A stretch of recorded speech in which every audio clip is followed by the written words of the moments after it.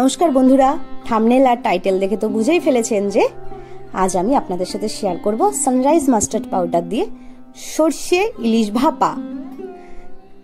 সবাইকে অনুরোধ রইল রেসিপিটি প্রথম থেকে শেষ পর্যন্ত দেখার। রেসিপিটি কিন্তু খুব সুন্দর হতে চলেছে।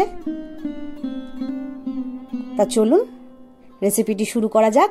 ও আচ্ছা, তার আগে বলে রাখি, শাশুড়ির হাতে রকমারি রান্নায় আপনাদের সবাইকে স্বাগত। তা চলুন এবার রেসিপিটি শুরু করা যাক।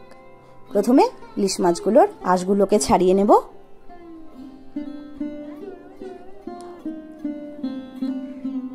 এরপর একটা বাটিতে সানরাইজের মাস্টার্ড পাউডার ঢেলে নিচ্ছি।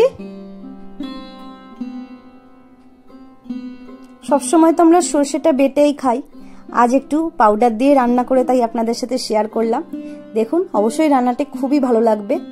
এরপর দিয়ে দিয়েছি সামান্য লবণ, দিয়ে দেব হাফ কাপের মতো জল, দিয়ে ভালো করে গুলিয়ে 10 মিনিটের জন্য রেখে দিতে হবে। এরপর ইলিশ মাছের পিসগুলোকে ধুয়ে নিয়েছি। ভালোভাবে না, মানে হালকাভাবে ধুয়ে নিয়েছি। কেন, ভালোভাবে ধুলে তো গন্ধটাই পুরো নষ্ট হয়ে যাবে। একটা ট্রেতে ইলিশ মাছগুলো রেখে দিয়েছিলাম।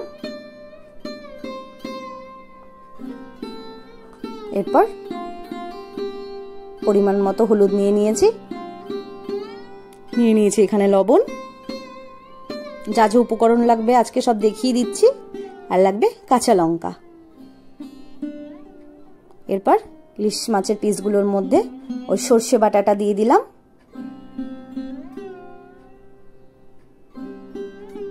এরপর দিয়ে দেব হলুদ গুঁড়ো,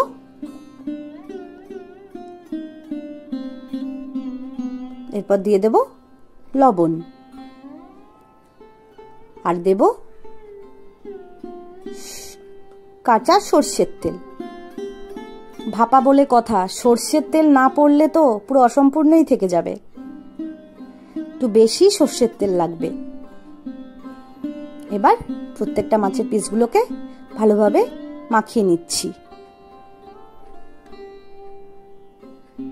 ম্যারিনেট করা হয়ে গেছে মাছগুলোকে।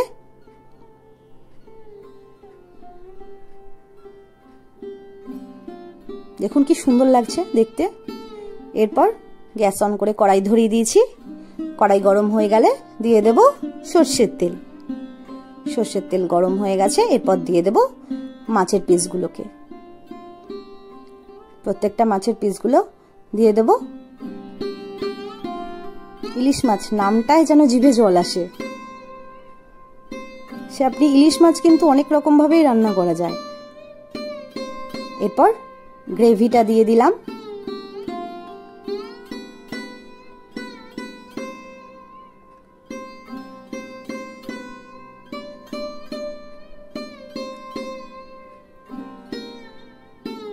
গ্রেভি একটু প্লেটে লেগেছিল, তাই একটু জল মিশিয়ে দিয়ে দিলাম।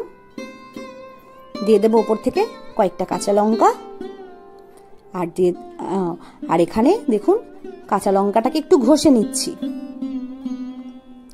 আপনারা এখানে চাইলে একটু শুকনো লঙ্কার গুঁড়ো ব্যবহার করতে পারেন, কিন্তু আমি এখানে লঙ্কাটা এইভাবে ঘষে দিতেই বেশি ভালোবাসি।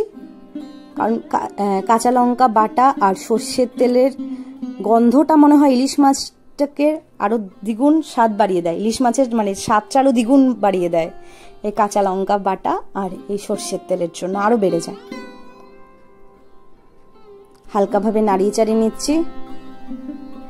ইলিশ মাছ খুবই শুকি মাছ, একটু টাচ লাগলেই ভেঙে যায়। এর জন্য হালকাভাবেই নাড়িয়ে নিতে হবে। তার উপর দিয়ে দেব কাঁচা সর্ষের তেল। এরপর ঢাকা দিয়ে দিলাম। 15 মিনিটের জন্য দমে বসিয়ে দিয়েছি। ব্যাস, আমাদের কিন্তু ইলিশ মাছ একদম রেডি। দেখুন হয়েছে না একদম সর্ষে বাটা দিয়ে ইলিশ মাছ ভাপা। মনে হচ্ছে যে এটা যে সানরাইজের সর্ষে পাউডার দিয়ে রান্না করা। আর খেতেও কিন্তু দারুণ স্বাদ ছিল মাছটার। সত্যি আপনারা কিন্তু বন্ধুরা এইভাবে একবার রান্না করে দেখবেন, দারুণ লাগবে খেতে। আশা করি আপনাদের ভিডিওটি ভালো লেগেছে। যদি আমার এই রেসিপিটি ভালো লেগে থাকে তাহলে অবশ্যই আমাদের চ্যানেলটিকে সাবস্ক্রাইব করে দেবেন, লাইক করে দেবেন আর কমেন্ট করে দেবেন।